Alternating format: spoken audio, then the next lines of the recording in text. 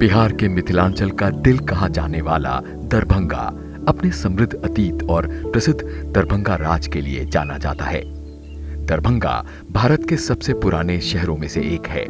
संगीत, लोक कला और मैथिली में साहित्यिक परंपराएं दरभंगा में पीढ़ियों से चली आ रही हैं और शहर की मजबूत सांस्कृतिक पृष्ठभूमि का गठन करती हैं। मैथिली और हिंदी यहाँ की प्रमुख भाषा है। विश्व प्रसिद्ध मिथिला पेंटिंग और मखाने की पैदावार की वजह से दरभंगा जिले को विश्व भर में जाना जाता है। हाल ही में मिथिला मखाना को भारत सरकार की ओर से जीआई टैग भी प्राप्त हुआ है। दरभंगा शहर में स्थित ये है दरभंगा का किला। यहाँ से गुजरने वालों का ध्यान बरबसी ये अपनी ओर खींच लेता है।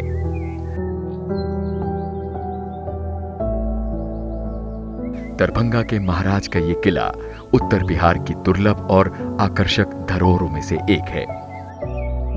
भारत सरकार के पुरातत्व विभाग ने 1977-78 में इस किले का सर्वेक्षण कराया था।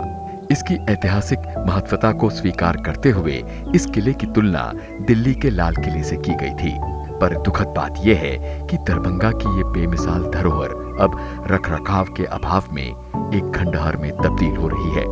शहर की पहचान माने जाने वाले इस किले की वास्तुकारी फतेहपुर सीकरी के बुलंद दरवाजे से जोड़ी जा सकती है। किले की दीवारों का निर्माण लाल ईंटों से हुआ है।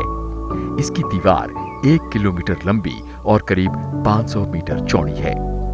किले के मुख्य द्वार, जिसे सिंह द्वार कहा जाता है, पर दुर्लभ चित्र उकेरे गए हैं। भौगोलिक दृष्टि से दरभंगा पोखरों और नदियों का क्षेत्र है। इलाके की बसावट पश्चिम में बागमती और पूर्व और उत्तर में कमला नदी के बीच बसी है। तो आपके सांसद की इस कड़ी में हम आपको लिए चलते हैं दरभंगा लोकसभा क्षेत्र में। मिलते हैं स्थानीय सांसद महोदय से और पड़ताल करते हैं इस क्षेत्र में हुए विकास की और यहाँ के नागरिकों की ख्वाहिशों की। आपके सांसद की इस कड़ी में हम बिहार के दरभंगा में हैं। दरभंगा मिथिला का गढ़ है या कहें सांस्कृतिक राजधानी भी कहा जाता है और दरभंगा संसदीय क्षेत्र से सांसद हैं गोपाल जी ठाकुर।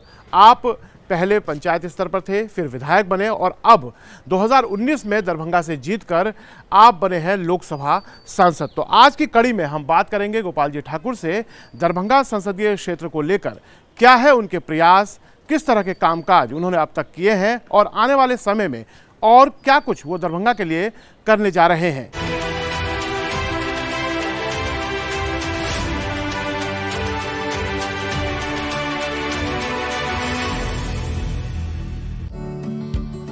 भाजपा सांसद गोपाल जी ठाकुर ने पंचायत से पार्लियामेंट का सफर बड़े संघर्षों में तय किया है।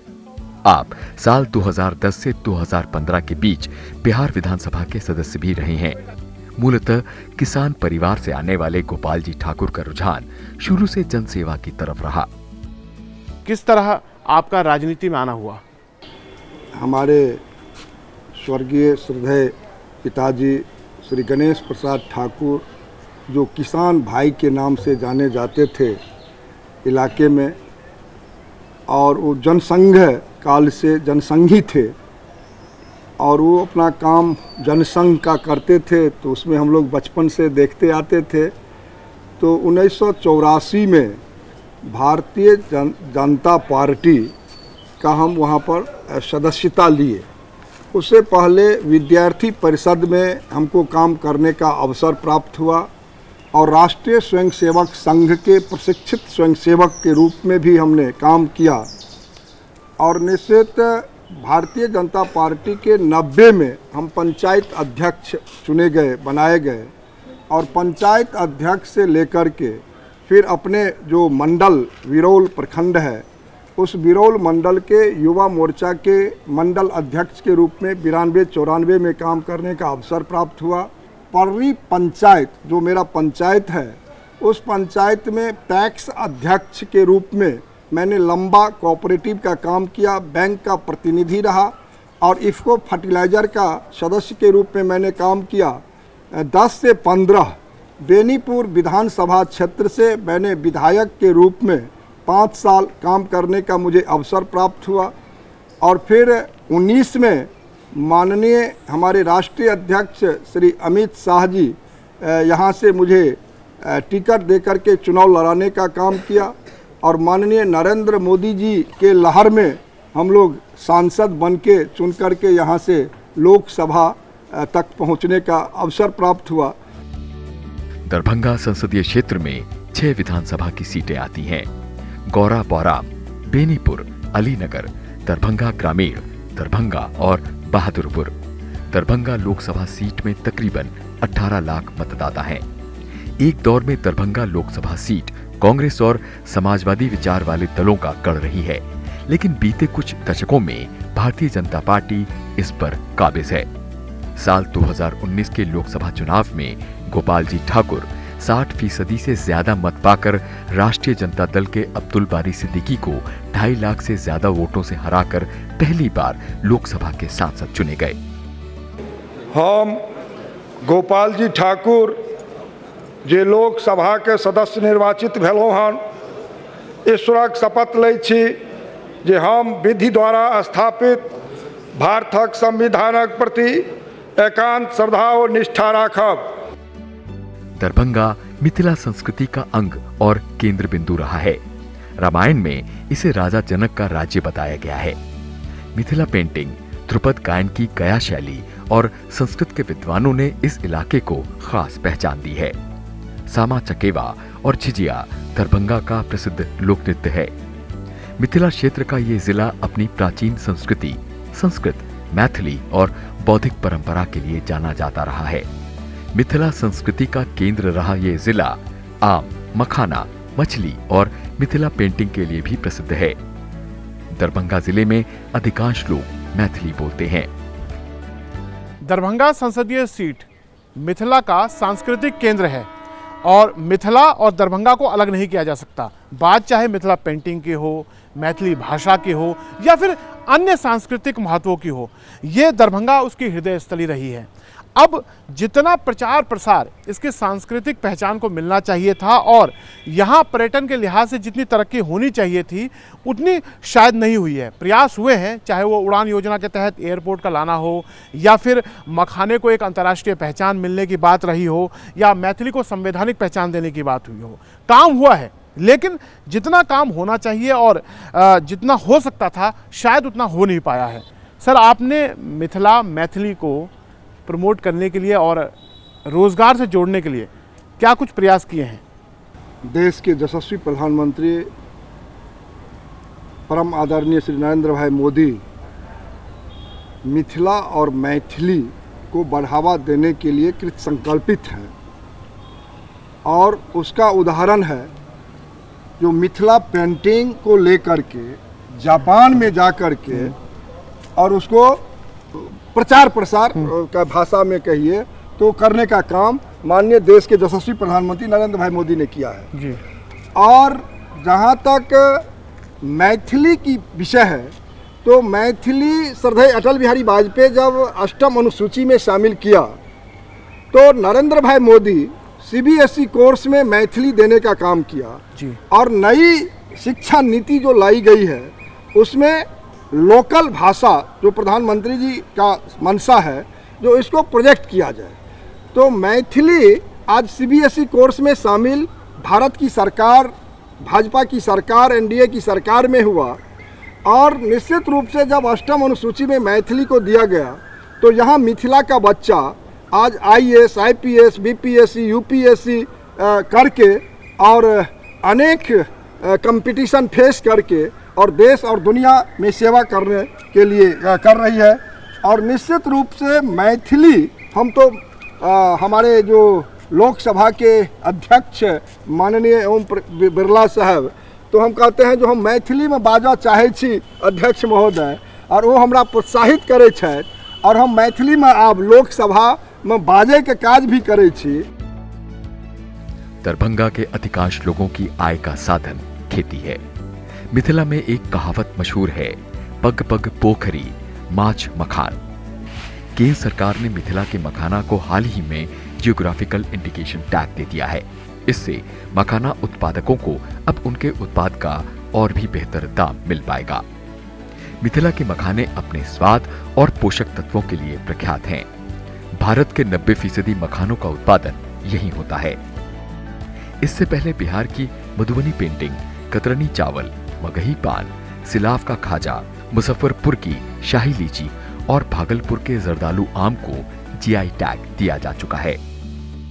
नरेंद्र भाई मोदी कहलन जो मखाना हम प्रतिदिन गोपाल सेवन करते हैं, सो इसमें कैल्शियम है, आयरन है, क्या खूबी है, क्या खासियत है। अब इसके लिए हम ग्लोबल मार्केटिंग चाहते हैं, परचेजिंग चाहते हैं जो कैसे हो। और नेशनल मीटिंग में जब उन्होंने चर्चाएं मखाना का चर्चा की तो निश्चित रूप से 25 देश के लोग मखाना का मांग किया।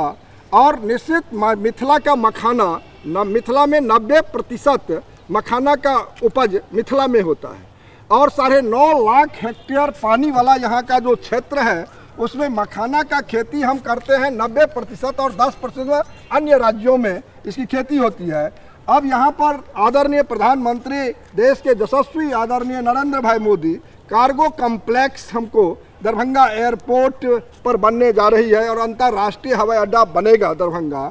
और यहाँ से जब मखान किसान यहाँ का खेती करके जो प्रधानमंत्री का सपना है किसान की आय दुगुनी हो, हम तो कहते हैं जो मखान का खेती करने वाला का आय 5 गुनी हो जाएगा। क्योंकि जब हम 10 जिला 12 जिला में खेती करेंगे और पूरे देश में हम एक व्यंजन के रूप में सबके थाली में देंगे मखाना और 25 देश का जो मांग हुआ है तो इसका रेट भी अधिक होगा और यहाँ के किसान का आय कई गुनी अधिक मिलने वाला है। दरभंगा राज किले का निर्माण साल 1934 में आरंभ किया गया। दरभंगा राज्य की अन्य धरोहरों की तरह रामबाग किले की हालत भी अब अच्छी नहीं है। संरक्षण के अभाव में किले की दीवारें क्षतिग्रस्त हो रही हैं और इनके ढहने का खतरा बना हुआ है। लेकिन इस सब के बावजूद दरभंगा का राजकिला आज भी संपूर्ण मिथिलांचल के लिए आकर्षण का केंद्र बना हुआ है। सरकार द्वारा रामायण सर्किट के अंतर्गत दरभंगा के प्राचीन दर्शनीय स्थलों को विकसित करने की बात भी हो रही है, पर दरभंगा राज की इस अनमोल धरोहर को बचाने की कवायद अभी शुरू होनी है। अगर जिला प्रशासन एवं पुरातत्व सर्वेक्षण विभाग इस ऐतिहासिक विरासत की सुरक्षा और संरक्षण का जिम्मा उठाए और पर्यटन के दृष्टिकोण से इसे विकसित करे तो ये किला राज्य के लिए आय का बड़ा स्रोत भी हो सकता है। यहाँ पर्यटन के लिहाज से काफी संभावनाएं हैं, आप क्या प्रयास कर रहे हैं? देखिए, इसको हम लोकसभा के अंदर सदन में भी और लोकसभा के बाहर इस विषय को रखने का काम किए हैं और हमारे अभी केंद्रीय पर्यटन मंत्री उनसे भी बातचीत की है जो आप चलें और माँ जानकी की धरती पुनौरा धाम का निरीक्षण करें और अयोध्या के तर्ज पर यहाँ का भी भव्य और दिव्य मंदिर पुनौरा धाम में भी बने और यहाँ 85 एकड़ के भूमि में जो दरभंगा राज किला है उसको भी आप नज़र से एक बार निरीक्षण करके देखें। और जो यहाँ पर आप कर सकते हैं निश्चित रूप से ये पर्यटक के लिए बहुत बड़ा उपयोगी चीज़ है, धरोहर है हम लोगों का। तो यहाँ पर देखें और श्यामा माई का मंदिर यहाँ पर उसी राज कैंपस में है। और हम आपको बता दें जो दरभंगा राज में 2 विश्वविद्यालय इस देश में एक कैंपस में यदि कहीं है वो है दरभंगा में, कामेश्वर सिंह संस्कृत विश्वविद्यालय और ललित नारायण मिथिला विश्वविद्यालय दरभंगा। एक कैंपस में आपको कहीं नहीं मिलेगा। हम तो वहाँ पर आग्रह किए हैं भारत सरकार और राज्य सरकार से जो राज मैदान को अंतर्राष्ट्रीय खेल मैदान बनाया जाए ताकि उत्तर बिहार के 22 जिला का जो केंद्र दरभंगा में है यहाँ के दुनिया के लोग आएंगे खिलाड़ी के रूप में और मिथिला को जानेंगे पहचानेंगे। अब मिथिला के लोगों को विकास दिख रहा है और निश्चित रूप से उसका रिजल्ट भी दिया है। हम सांसद जी के साथ अन्य क्षेत्रों में भी जाएंगे और कुछ अन्य मुद्दों पर भी बात करेंगे। दरभंगा में बिहार का दूसरा सबसे बड़ा अस्पताल डीएमसीएच भी है जो मिथिलांचल क्षेत्र के साथ साथ पड़ोसी देश नेपाल के लोगों के प्रमुख अस्पताल के रूप में मशहूर है। लेकिन बीते बरसों में डीएमसीएच की हालत काफी जर्जर हो चली है और क्षेत्र के लाखों लोगों का इलाज का भार उठाने में ये असमर्थ साबित हो रहा है। उत्तर बिहार में बेहतर स्वास्थ्य सेवाओं के लिहाज से दरभंगा में एम्स के लिए केंद्र सरकार ने अपनी स्वीकृति दे दी है और बिहार सरकार ने इसके लिए केंद्र को 200 एकड़ से ज्यादा जमीन हस्तांतरित कर दी है। दरभंगा में डीएमसीएच के अलावा ये एक और बड़ा अस्पताल होगा जो पूरे उत्तर बिहार के लोगों को बेहतर स्वास्थ्य सेवाएं मुहैया कराने में सक्षम होगा। इस अस्पताल का निर्माण पूरा होने के साथ ओपीडी में एक दिन में 2500 मरीजों का इलाज हो सकेगा। साथ ही यहाँ 100 सीटों पर एमबीबीएस और 60 सीटों पर बीएससी नर्सिंग की पढ़ाई भी हो सकेगी। बिहार में स्वास्थ्य क्षेत्र में बेहतर इंफ्रास्ट्रक्चर उपलब्ध कराने की दिशा में दरभंगा एम्स की स्थापना एक महत्वपूर्ण कदम बताया जा रहा है। सांसद गोपाल जी ठाकुर ने संसद से सड़क तक दरभंगा में एम्स स्थापना को लेकर अपनी आवाज बुलंद की है। आपके सांसद के अपने दरभंगा संसदीय क्षेत्र के क्रम में हम इस समय मौजूद हैं दरभंगा चिकित्सा महाविद्यालय एवं अस्पताल परिसर में। ये अस्पताल पूरे मिथिला क्षेत्र में, न केवल दरभंगा बल्कि पूरे मिथिला क्षेत्र का या कहें पूरे उत्तर बिहार का एक प्रमुख अस्पताल है और यहाँ लाखों करोड़ों की संख्या में मरीज इलाज के लिए आते हैं। आइए स्थानीय सांसद गोपाल जी ठाकुर जी से जानते हैं कि वो स्वास्थ्य के क्षेत्र के लिए क्या कर रहे हैं। यहाँ के मिथिला के लोगों को स्वास्थ्य चिकित्सा का फायदा मिले, जो प्रधानमंत्री जी का सपना है, उस सपना यहाँ पर जब इसका उद्घाटन हो जाने के बाद साकार हमको लगता है 100 समय हो जाना चाहिए। दूसरी बात, यहाँ पर जो दरभंगा में एक एम्स का निर्माण की बात हो रही है, उसमें भी राज्य की सरकार ने लोलैंड मिट्टी भराई का काम प्रारंभ कर दिया है और बरसात से पहले हमको लगता है 75 एकड़ की भूमि में मिट्टी का काम हो जाएगा और फिर यहाँ पर 202 एकड़ भूमि राज्य सरकार के द्वारा कैबिनेट करके भारत सरकार को भेजी गई है, जिसमें प्रधानमंत्री श्री नरेंद्र भाई मोदी जी का जो मंशा था, जो बिहार में दूसरा एम्स बने और दरभंगा में बने। चूँकि दरभंगा मिथिला का केंद्र है और दरभंगा में 22 जिले के लोग उत्तर बिहार के इलाज कराएंगे, वहीं यहाँ के नेपाल से 14 जिला के लोग यहाँ इलाज कराने आते हैं और पश्चिम बंगाल के 6 जिला के लोग यहाँ आएंगे।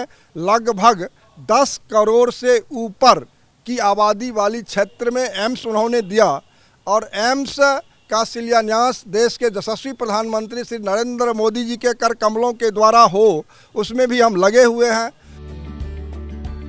दरभंगा सहित आसपास के जिलों से लाखों लोग रोजगार के लिए देश के अलग अलग हिस्सों में जाते रहते हैं। दरभंगा रेलवे स्टेशन उत्तर बिहार का प्रमुख रेलवे स्टेशन है और रोजाना यहां से बड़ी संख्या में लोग अपने गंतव्यों तक जाते हैं। सांसद गोपाल जी ठाकुर संसद की रेल संबंधी संसदीय समिति के सदस्य भी हैं। हमने सांसद जी से स्टेशन पर किए जा रहे विकास कार्यों और भविष्य की योजना पर बात की। आप क्योंकि संसदीय समिति के भी सदस्य हैं और एक सांसद के तौर पर भी आपकी जिम्मेवारी है। ये रेलवे स्टेशन रोजाना लाखों लोगों को अपने गंतव्यों तक पहुंचाने का काम करता है। आपने रेलवे के विस्तार के लिए क्या क्या किया है? जब यहाँ के जनता के आशीर्वाद से हम सांसद बने हैं, तब से लगातार हम यहाँ के रेलवे का विकास के लिए अनवरत लगे हुए हैं। अब लहरियासराय के स्टेशन से 3 जोड़ा ट्रेन लगातार सहरसा के लिए यहाँ के लोगों को मिल रही है और लहरियासराय स्टेशन को तो आदर्श स्टेशन बनाने के परिप्रेक्ष्य में रेलवे विभाग लगी हुई है। अनेक परियोजनाएं वहाँ पर चल रही है और जहाँ तक दरभंगा स्टेशन का विषय है, तो हम आपको बताना चाहते हैं जो 519 करोड़ की लागत से आज दरभंगा और समस्तीपुर दोहरीकरण, जहां हमारे राज्य से दर्जनों रेल मंत्री रहे, उस समय में दोहरीकरण का काम नहीं हुआ। उस समय में कोसी पर रेल महासेतु का निर्माण नहीं हुआ, लेकिन जब नरेंद्र भाई मोदी देश के प्रधानमंत्री के रूप में और हमारे यशस्वी रेल मंत्री आदरणीय अश्विनी वैष्णव जी जब यहाँ के रेल मंत्री बने हैं, तो आज इस मिथिला में रेल के क्षेत्र में जो विकास हुआ है वो भूतो न भविष्यति। सर ये बताइए, अभी हम भीड़ देख रहे हैं, बहुत बेतहाशा भीड़ स्टेशन पर है। यात्री यहाँ पे ट्रेन पकड़ने आते हैं, रोजाना लाखों की संख्या में शायद दरभंगा स्टेशन पहुँचते हैं। यात्री सुविधाओं के लिहाज से आप क्या कर रहे हैं? देखिए यहाँ के यात्री के सुविधा के लिए हमने दिखाया ना, जो एक्सीलेटर की व्यवस्था हुआ है, पानी की व्यवस्था हुआ है, यहाँ पर वेटिंग हॉल की व्यवस्था हमने किया है, यहाँ के अधिकारियों कर्मचारियों के लिए करोड़ों रुपया का रेस्ट हाउस बनाने का काम हमने किया है। लिफ्ट का निर्माण भी हमने करोड़ों रुपया की लागत से लिफ्ट का निर्माण भी करवाया है। और यहाँ पर स्टेशन के पूरब दिशा से एक नया गेट निर्माण के लिए भी हमने स्वीकृति भारत सरकार से दिलवाई है। और अनवरत मेरा निरीक्षण होता है स्टेशन पर, लोगों के साथ हम बैठ करके बातचीत करते हैं। दरभंगा क्षेत्र में प्रतिभा की कमी नहीं है, लेकिन रोजगार के अवसर न होने के कारण यहाँ से प्रतिभा का पलायन बड़ी संख्या में देश विदेश में हो रहा है। हमने सांसद गोपाल जी ठाकुर से जब इस बाबत बात की तो ये हमें दरभंगा में बन रहे आईटी पार्क की तरफ ले गए। दरभंगा में एयरपोर्ट शुरू होने के बाद यहाँ आईटी सेक्टर में काफी संभावनाएं दिख रही हैं। जिस जगह पे हम खड़े हैं वहाँ दरभंगा में अभी एक आईटी पार्क बनने वाला है। इस आईटी पार्क से यहाँ रोजगार के नए अवसर खुलेंगे। 19 में जब हम सांसद यहाँ का जनता के आशीर्वाद से बने, तब से लगातार प्रयासरत रहा और मार्च 21 में यहाँ पर कार्य प्रारंभ करवाने का मैंने काम किया। और आप देख रहे हैं 10 करोड़ की लागत से दरभंगा में आईटी पार्क लगभग बन के तैयार होने की स्थिति में आ गई है। और जो माननीय प्रधानमंत्री, देश के यशस्वी प्रधानमंत्री श्री नरेंद्र भाई मोदी जी का सपना है, जो आईटी के क्षेत्र में प्रोत्साहित यहाँ के लोगों को किया जाए, मिथिला के लोगों को, तो निश्चित रूप से यहाँ पर प्लान, चूँकि बाढ़ का इलाका है, सुखाड़ का इलाका है, यहाँ कुछ था नहीं, तो आज के तिथि में जो स्टार्टअप जो प्रधानमंत्री जी का योजना है, उससे निश्चित रूप से यहाँ के लोग जो अनेक महानगर में जाकर के आईटी क्षेत्र में काम कर रहे हैं या विदेश में जाकर के काम कर रहे हैं, तो यह हमको लगता है 1 साल बाद अब दरभंगा जो मिथिला का केंद्र है, दरभंगा संसदीय क्षेत्र, उसमें दर्जनों कंपनी, बड़ी बड़ी कंपनी का आना होगा और यहाँ के लोगों को रोजगार भी मिलेगा। उसमें यह आईटी पार्क यहाँ के लोगों के लिए वरदान साबित होने वाला है। पहली बार सांसद के तौर पर लोकसभा पहुंचे गोपाल जी ठाकुर की सदन में भागीदारी काफी सराहनीय रही है। गोपाल जी ठाकुर ने लोकसभा में अब तक के 9 सत्रों में प्रश्नकाल के दौरान जनहित से जुड़े 126 सवाल अलग अलग मंत्रालयों से पूछे हैं। लोकसभा में सांसद महोदय ने 39 चर्चाओं में भाग लेकर अपने संसदीय क्षेत्र और मिथिलांचल से जुड़ी समस्याओं को सदन में उठाया है। कि मखाना का जीआई टैग मिथिला मखाना के नाम से किया जाए, ताकि मिथिला क्षेत्र की संस्कृति और पहचान बनी रहे। 17वीं लोकसभा में बीते 9 सत्रों में सांसद महोदय की उपस्थिति के आंकड़ों पर हम नजर डालें तो पहला सत्र 97%, दूसरा सत्र 100%, तीसरा सत्र 100%, चौथा सत्र 100%, पांचवा सत्र 100%, छठा सत्र 100%, सातवां सत्र 78%, आठवां सत्र 100%, नौवां सत्र 100%। सांसद गोपाल जी ठाकुर अपने गृह क्षेत्र में जनता से संवाद कर उनकी समस्याओं को जानने का प्रयास करते हैं और संसद सत्र के दौरान सदन के अंदर तमाम मुद्दों को उठाते हैं और सरकार से अपने क्षेत्र के लिए योजनाएं और फंड जुटाते हैं। मैं सांसद जी से और नीति आयोग से यही मांग करता हूं कि एक सर्वे टीम दरभंगा के लिए भेजा जाए और दरभंगा किस तरह से दरभंगा गरीबी रेखा में आ रही है और उसको किस तरह से निदान दिया जाए। इसके लिए मैं CSR का एक एस्पिरेशनल डिस्ट्रिक्ट का नॉर्म है, उस एस्पिरेशनल डिस्ट्रिक्ट में दरभंगा को दिलवाया जाए, ताकि इस एस्पिरेशनल डिस्ट्रिक्ट से दरभंगा में कई सारी कंपनियाँ अपने CSR फंड से इस क्षेत्र को विकास करेगी। आज तक कोई भी सांसद जब भी कभी मिलने का होता था तो दिल्ली जाना पड़ता था आदमी को, और ये जैसे एक मुखिया हर पंचायत में वर्तमान में अभी जो कार्य कर रहा है या दिख रहा है, ये मुखिया से भी ज़्यादा परिश्रम कर रहे हैं। कोई ऐसा गांव या कोई ऐसा कस्बा नहीं है जहां मेरे सांसद जी नहीं जाते हो।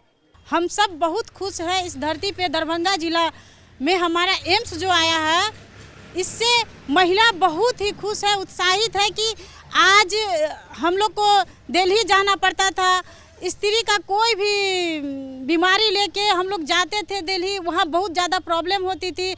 अर्थ का व्यवस्था हम लोग का बहुत डगमगाया हुआ था इस जिला में, और हमारे पूरा बिहार से महिला उत्साहित रूप से आज पूरा धन्यवाद दे रहे हैं हमारे मोदी जी को, और हमारे जिला से जो यशस्वी प्रधानमंत्री जी और हमारे सांसद महोदय का ये जब से यहाँ हुए हैं उनका कार्यशिला है, उनका एक ही लक्ष्य था जो हमारे बिहार में एम्स हो। केंद्र की जो सामाजिक कल्याण योजनाएं हैं उसका किस तरह से क्रियान्वयन उनके संसदीय सीट पर हो रहा है?